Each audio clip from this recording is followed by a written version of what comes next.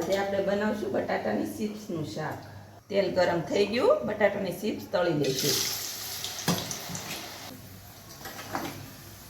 લસણ, આદુ ને મરચીને, પછી કાંદા નાખશું, પછી ટામેટા નાખશું. આ ત્રણેય વસ્તુ શેકાઈ ગઈ. હવે આની ગ્રેવી કરી નાખશું. હવે આમાં થોડુંક પાણી રેડી દઈશું.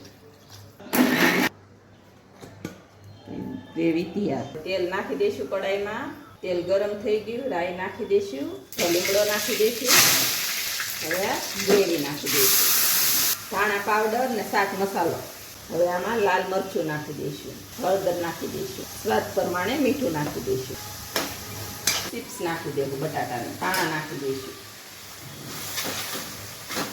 હવે ઘઉંના લોટની પૂરી બનાવી દઈશું ને તળી નાખીશું. શાક પૂરી તૈયાર.